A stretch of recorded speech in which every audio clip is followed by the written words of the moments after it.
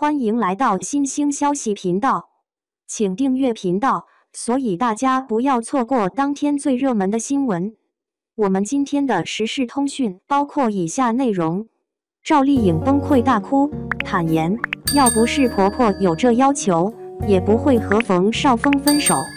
不得不说，赵丽颖和冯绍峰3年的婚姻，终究还是走到尽头，多少会惋惜。毕竟当年颖宝不顾一切淡出荧幕，结婚生子，勇气可嘉，可见她是真的很爱这个男人。不过，为何会分手？莫非真如他们所说的，是因为聚少离多吗？赵丽颖崩溃大哭，坦言要不是婆婆有这要求，也不会和冯绍峰分手。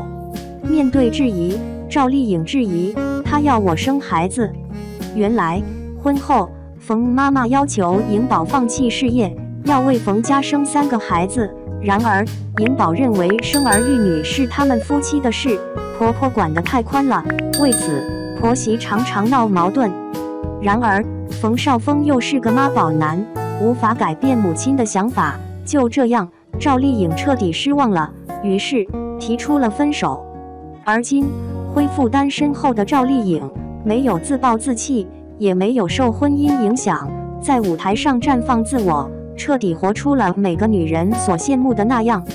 其实，个人认为，赵丽颖能够在事业当红之际生儿育女，已经做出相当大的牺牲了。作为另一半，冯绍峰已经多多体谅赵丽颖才是，只可惜两人以这种方式结束。冯绍峰宣布新女友，赵丽颖孩子有新妈妈了。娱乐圈的绯闻总是让人津津乐道，而最近一则有关冯绍峰和赵丽颖的离婚绯闻更是引来广泛关注。然而事实真相却是让人出乎意料的，两人只是在拍戏，从未离婚。不过，这一事件也揭示出了2位明星在婚后生活中的不同变化。冯绍峰的近况备受关注，而赵丽颖则在婚后变得更加成熟，气质更上一层楼。从冯绍峰的近况来看，他的最新作品《致命愿望》并未获得很高的评价，甚至在某些评分网站上的得分都很低。同时，他的动态也很少见，这让很多人对他的关注度大大降低。与此形成鲜明对比的是赵丽颖，在婚前她一直是内地娱乐圈的甜美代表，而结婚生子后她变得更加成熟，气质也更上一层楼。尽管有网友戏称她为奥特曼，但她的变化还是受到了很多人的赞扬。不过，赵丽颖在婚后面临的挑战也很多，眼神似乎失去了往日的光彩，尤其在影视作品中演绎年轻女性角色显得突兀。网友评论说，赵丽颖的眼神看起来疲惫，不再像年轻少女。这也让我们思考，明星们是否应该更多地关注自己的身心健康，保持充沛的精力，给观众呈现更好的自己。综合来看，冯绍峰和赵丽颖的婚姻一直备受关注。近期的绯闻虽然只是拍戏时的照片，但也让人们思考了两人在婚后生活中的不同变化。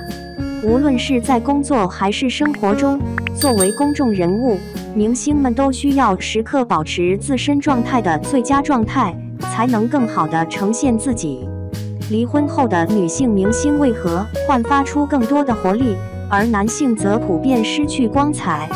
这是一个备受关注的话题。赵丽颖离婚后，看起来似乎更加自由了。她回归了综艺节目，也表现出更加积极向上的态度。她的例子并不是个例，杨幂和佟丽娅也都在离婚后焕发出笑容。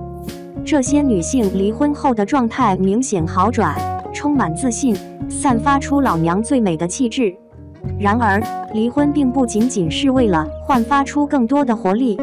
赵丽颖在回归综艺节目时表示，这是为了治愈心灵的伤。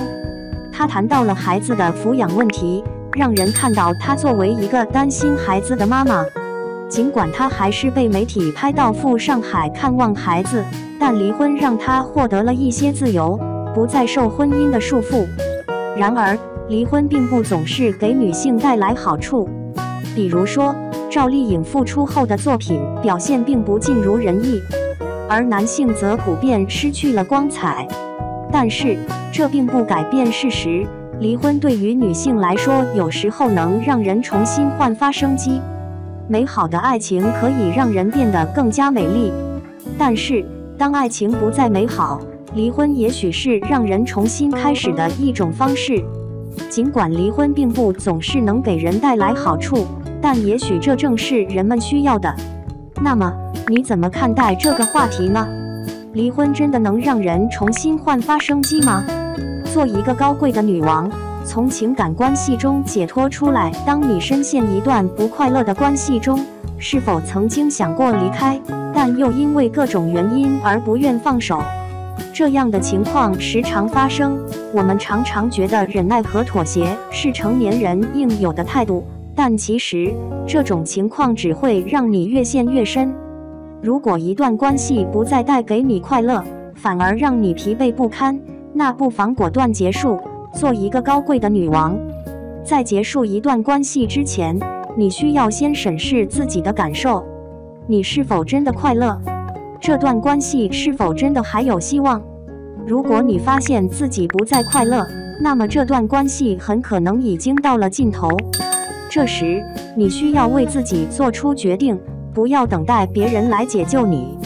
你可以尽可能地保持清醒的头脑和对自己负责的态度，果断结束这段不健康的关系。结束一段关系并不容易，但也不应该太难。你需要准备好自己的情绪，并保持冷静，告诉对方你的感受和原因，不要指责对方或者攻击他。请记住，你要成为一个高贵的女王，而不是一个伤害他人的人。在结束一段关系的时候，要保持尊重和理解，这样才能摆脱过去，并走向更好的未来。结束一段关系也可能会带来一些财务上的问题，你需要好好考虑如何处理这些问题，以及如何让自己的生活变得更好。你可以寻求专业人士的帮助，例如律师或者心理咨询师，他们可以帮助你处理相关的事宜，并提供一些有用的建议。最后，重申一下，做一个高贵的女王，并不是要去伤害别人，而是要权衡自己的感受和需要，做出正确的决定。当你走出一段不健康的关系，回归自己的生活时，你会发现自己变得更加自信和坚强，这也是一种提高自我价值和生活质量的方式。你是否也曾经深陷一段不快乐的关系中，又是如何走出来的呢？欢迎在评论区分享你的故事和经验，让我们一起成长。